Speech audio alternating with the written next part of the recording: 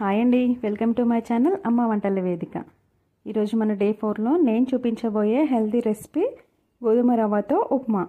ఇక్కడ నేను సన్న రవ్వ తీసుకున్నాను. మీకు కావాలంటే కొంచెం లావు రవ్వ అయినా తీసుకోవచ్చు. ముందుగా ఈ గోధుమ రవ్వని లో ఫ్లేమ్లో లైట్గా వేయించి పెట్టుకోవాలి. ఇలా వేయించడం వలన మనకి ఉప్మా అనేది పొడి పొడిగా వస్తుంది.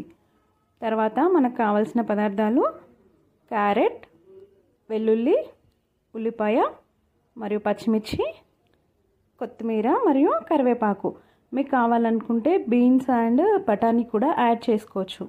ఇప్పుడు స్టవ్ వెలిగించుకొని ఒక గిన్నెను పెట్టుకొని 1 స్పూన్ వరకు ఆయిల్ వేసుకొని దానిలోనికి ఆవాలు మరియు జీలకర్ర యాడ్ చేసుకోవాలి. ఇలా ఆవాలు జీలకర్ర చిటపటలాడిన తర్వాత దానిలోనికి ఇందాక మనం సన్నగా కట్ చేసి పెట్టుకున్న పచ్చిమిర్చి యాడ్ చేసుకోవాలి. ఈ పచ్చిమిర్చి కూడా వేగినాక దీనిలోనికి సన్నగా కట్ చేసి పెట్టుకున్న ఉల్లిపాయ యాడ్ చేసుకోవాలి.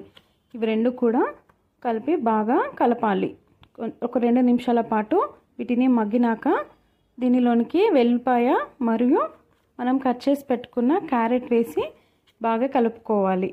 తర్వాత దీనిలోనికి కొత్తిమీర మరియు కరివేపాకు తీసుకొని బాగా కలుపుకోవాలి. కొత్తిమీర వేయగానే మనకి అరోమా అనేది వచ్చేస్తుంది. ఇప్పుడు దీనిలోనికి 1 కప్పు రవ్వకి 2 కప్పుల వరకు వాటర్ సరిపోతాయండి. తర్వాత దీనిలోనికి సాల్ట్ తీసుకోవాలి. ఇలా సాల్ట్ వేసుకున్న తర్వాత మొత్తం కలిసేలాగా ఒకసారి బాగా కలుపుకోవాలి. వాటర్ అనేది మీరు లడ్డు రవ్వ తీసుకున్నట్టయితే 2.5 వరకు నీళ్లు తీసుకోవచ్చు. ఇలా వాటర్ రోలింగ్ బాయిలింగ్ అవుతున్నప్పుడు మనం ఇందాక వేయించి పెట్టుకున్న రవ్వని దీనిలోకి యాడ్ చేసుకోవాలి. ఇలా యాడ్ చేసుకున్న వెంటనే కలిపేయాలండి, లేదంటే ఉండలు కట్టేస్తుంది.